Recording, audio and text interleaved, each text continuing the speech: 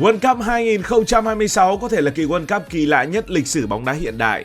Không phải vì số đội tăng lên 48, không phải vì một trong ba nước tổ chức có Mỹ, quốc gia giàu có bậc nhất trên hành tinh, mà bởi vì lần đầu tiên trong lịch sử, một kỳ World Cup trải dài trên gần nửa lục địa Bắc Mỹ.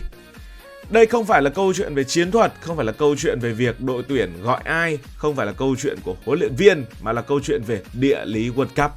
Địa lý World Cup đã biến kỳ World Cup này thành ngày hội bóng đá điên nhất lịch sử như thế nào. Nếu bay từ Vancouver của Canada xuống Mexico City của Mexico, quãng đường là hơn 3.900 km, như từ Việt Nam sang Ấn Độ. Nghĩa là chỉ riêng việc đi từ sân này sang sân khác đã giống như một chuyến du lịch xuyên nhiều quốc gia. Đó là một ví dụ rất rõ cho cái điên của địa lý tại World Cup. World Cup trước đây thường được tổ chức trong một nước, cùng lắm là hai nước, ví dụ như là trường hợp của Nhật Bản và Hàn Quốc năm 2002. Mà một nước nhỏ như Qatar thì lại thấy rất là thú vị. Ở Qatar lần trước, các sân gần nhau đến mức cổ động viên xem xong trận này di chuyển sang sân khác, xem trận khác vẫn kịp. Có người một ngày xem đôi trận ngoài sân cũng là điều rất bình thường. Hay như kỳ World Cup 2018 tổ chức ở Nga, quốc gia rộng lớn nhất thế giới, thường khiến người ta suy nghĩ rằng rộng nhất thế giới thì di chuyển phải khó khăn. Nhưng mà thật ra mọi thứ không phải là như vậy. Lý do là vì Nga tuy lớn nhất thế giới, nhưng các thành phố tổ chức FIFA gom chủ yếu ở phần châu Âu của Nga, nơi dân cư đông và khoảng cách dễ kiểm soát hơn. Ví dụ từ Moscow sang Saint Petersburg chỉ khoảng hơn 700 cây. Còn phần lớn các sân nằm tương đối tập trung quanh phía tây của nước Nga.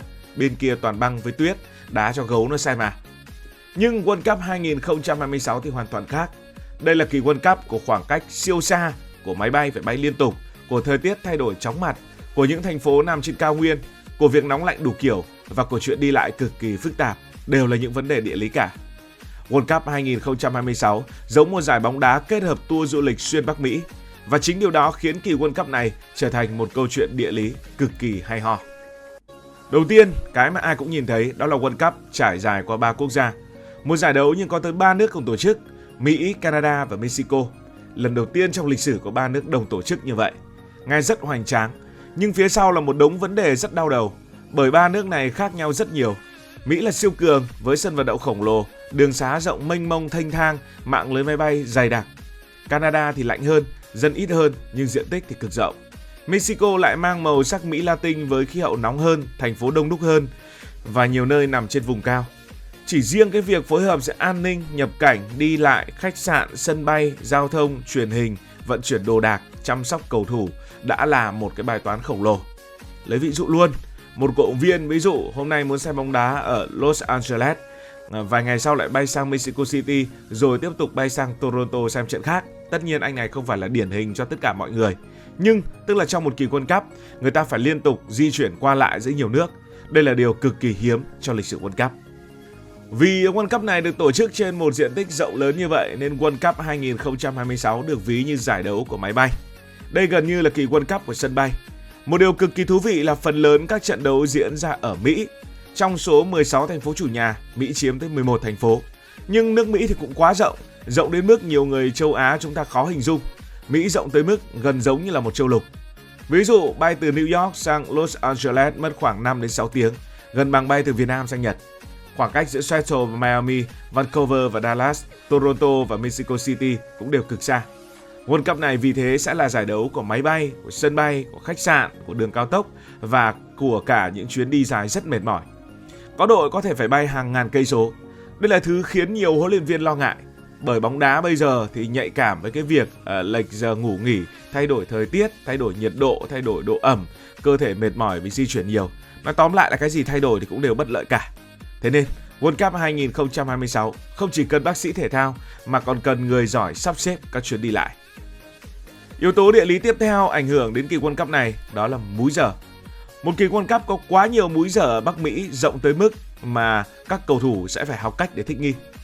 Kỳ World Cup này trải dài qua khoảng 4 múi giờ chính ở Bắc Mỹ. Ví dụ New York, Los Angeles, Mexico City và Vancouver đều lệch giờ nhau. Điều này thì khiến FIFA phải cực kỳ đau đầu khi xếp lịch thi đấu, bởi vì họ phải tính giờ xem ở châu Âu như thế nào, giờ vàng truyền hình ở Mỹ ra làm sao để phục vụ khán giả bản địa, người xem châu Á có thức được hay không, hay là thời tiết địa phương như thế nào, rồi là sức khỏe cầu thủ nữa. Đây là bài toán tiền bạc rất lớn, vì World Cup không chỉ là bóng đá, Nó là một cỗ máy kiếm tiền khổng lồ từ quảng cáo và truyền hình. Nếu một trận đấu diễn ra lệch giờ đẹp ở châu Âu, lượng người xem giảm là FIFA mất rất nhiều tiền. Nhưng mà nếu chiều lòng châu Âu quá thì cầu thủ có khi phải đá giữa trưa nóng ở Mỹ, mà mùa hè ở Mỹ có khi lên đến hơn 35 độ C, thế là lại rất nguy hiểm. Chúng ta đã nói đến Mỹ nhiều rồi thì bây giờ hãy nói đến một vùng địa lý khác cũng ảnh hưởng rất lớn đến kỳ World Cup này, đó là thủ đô của Mexico, thành phố Mexico City. Thành phố này thì cao khoảng 2.200m so với mực nước biển. Đà Lạt cao khoảng 1.500m, nói thế cho dễ hình dung, nghĩa là Mexico City cao hơn Đà Lạt rất nhiều. Ở độ cao này không nói đến chuyện mát nữa mà nói đến chuyện không khí loãng hơn rõ rệt. Cầu thủ sẽ dễ bị hụt hơi, xuống sức nhanh, khó hồi phục và tim sẽ đập nhanh hơn bình thường. Mexico thì họ từng tổ chức World Cup rồi năm 70 và năm 86. Lúc bấy giờ thì nhiều đội châu Âu rất là kêu ca, họ đã khổ sở về chuyện này. Cầu thủ đi mô tả cảm giác giống như là đang đá mà pin tụt nhanh quá. Ở lúc này thì những cái đội quen đá ở vùng cao ở Trung và Nam Mỹ thường thích môi trường kiểu này bởi vì họ quen sống như vậy rồi. Trong khi nhiều đội châu Âu vốn quen đá gần mực nước biển lại dễ bị sốc. Điều này cho thấy địa lý thực sự có thể ảnh hưởng trực tiếp đến kết quả bóng đá. Và nếu có anh chàng nào đó nôn khan tại kỳ World Cup này khi đá trên sân của Mexico thì đó cũng không phải là chuyện lạ đâu. Và vì địa lý quá rộng lớn như vậy nên chúng ta có một cái đối thủ nữa với các cầu thủ và các huấn luyện viên, đó là thời tiết. Thời tiết nó thay đổi quá nhiều và quá thất thường. Có những nơi nóng như lò nướng nhưng có những nơi lại mát lạnh. Ở World Cup năm nay thì diễn ra vào mùa hè của Bắc Mỹ, mà mùa hè của Bắc Mỹ thì cũng rất đa dạng. Ở Dallas có thể nóng hơn 38 độ C. Miami cũng nóng nhưng mà nóng ẩm kiểu nhiệt đới. Mexico thì nắng gắt vì nằm trên cao. Trong khi Vancouver của Canada thì lại mát hơn rất nhiều. Điều đó có nghĩa là cầu thủ sẽ phải liên tục thích nghi với cả các điều kiện khác nhau như là nóng khô, nóng ẩm, mát lạnh, vùng cao rồi là vùng ven biển. Đó hoàn toàn là cơn ác mộng về mặt thể lực. Đặc biệt với các đội châu Âu vốn quen khí hậu ôn hòa. Trong lịch sử thì người ta cũng đã chứng minh được điều này rồi. World Cup 1994 Mỹ tổ chức và bị than phiền rất nhiều bởi vì quá nóng. Có những trận cầu thủ gần như kiệt sức ngay trên sân. Nhưng 2026 vì thế có thể là giải đấu mà thể lực quan trọng ngang chiến thuật.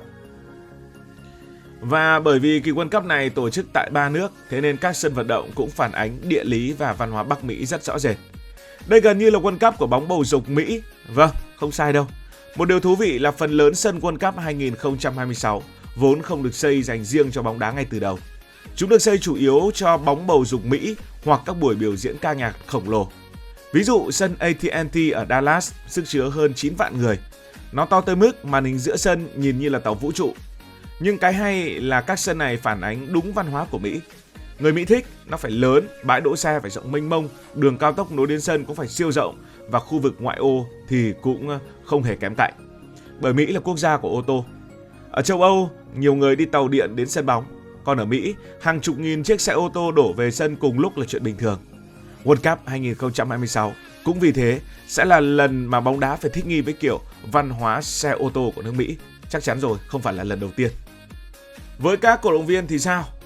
Chắc chắn là ở kỳ World Cup năm nay thì các cổ động viên sẽ phải chi ra rất nhiều tiền. Tiền này không phải là tiền ăn, tiền chơi hay là tiền tiêu đâu nhá, mà là tiền khách sạn rồi tiền đi xem, tức là những cái nhu cầu rất cơ bản chứ chưa nói đến chi tiêu hoang phí. Các cổ động viên phải đi máy bay liên tục, đổi khách sạn liên tục, qua lại giữa nhiều nước, chi tiền ăn cực kỳ cao nếu muốn xem nhiều trận. Đặc biệt những thành phố lớn của nước Mỹ thì đều thuộc nhóm những thành phố đắt đỏ. Chỉ riêng vé máy bay nội địa Mỹ mùa hè đã có thể tốn rất nhiều tiền. Nhiều người dự đoán đây sẽ là kỳ World Cup đắt đỏ nhất lịch sử với cổ động viên, nhưng ngược lại sẽ có người cười. Ngược lại nó có thể mang về doanh thu du lịch khổng lồ cho khu vực Bắc Mỹ. Như vậy có thể thấy World Cup 2026 đang cho thấy bóng đá đã thay đổi rất nhiều. FIFA thì muốn chinh phục thị trường Bắc Mỹ mà cụ thể đánh cái mục tiêu lớn nhất ở đây chính là thị trường Mỹ. Mỹ rất giàu. FIFA nhìn thấy tiền quảng cáo, tiền truyền hình, tiền bán vé, tiền du lịch, tiền tài trợ. Ngoài ra Mỹ còn có cộng đồng nhập cư mê bóng đá rất đông, mê hơn cả người Mỹ bản địa. Đó là người Mexico, người Nam Mỹ, người châu Á, người châu Phi và người châu Âu. Mà thực ra nói người Mỹ bản địa thì cũng không đúng, bởi vì người Mỹ bản địa bây giờ chính là những người da đỏ. World Cup 2026 vì thế không chỉ là bóng đá, nó giống kế hoạch giúp bóng đá bùng nổ mạnh hơn tại Mỹ. Bởi bấy lâu nay, Mỹ quen với bóng bầu dục, bóng rổ và bóng chày. Mấy cái bóng này vẫn nổi tiếng hơn bóng đá. Nếu bóng đá thực sự bùng nổ tại Mỹ, số tiền kiếm được sẽ cực kỳ khủng khiếp. Tổng kết lại về mặt địa lý của World Cup 2026, đây là kỳ World Cup của bản đồ, của thời tiết, của máy bay. Nếu World Cup 2022 ở Qatar là kỳ World Cup nhỏ nhất trong lịch sử, thì 2026 lại là phiên bản ngược lại hoàn toàn. Đây là World Cup của khoảng cách khổng lồ, của 3 quốc gia, của thời tiết cực đoan, của những thành phố nằm trên cao, của máy bay bay liên tục và những chuyến đi rất dài và rất mệt. Nó không chỉ là giải bóng đá, nó giống một bài kiểm tra địa lý toàn diện. Lần đầu tiên trong lịch sử, bản đồ có thể ảnh hưởng đến World Cup nhiều tới vậy. Đội nào thích nghi tốt hơn với chuyện đi lại, với thời tiết, độ cao, thay đổi giờ giấc, môi trường mới thì đội đó sẽ có lợi thế cực lớn. Kỳ World Cup năm nay vì thế không chỉ là cuộc chiến chiến thuật giữa các huấn luyện viên, cuộc chiến trên sân của các cầu thủ mà còn là cuộc chiến với địa lý Bắc Mỹ. Cảm ơn vì đã quan tâm theo dõi câu chuyện này. Cảm ơn các bạn đã dành sự đồng hành cùng Hải Thanh Story. Đi qua những vùng đất, khám phá những điều mới.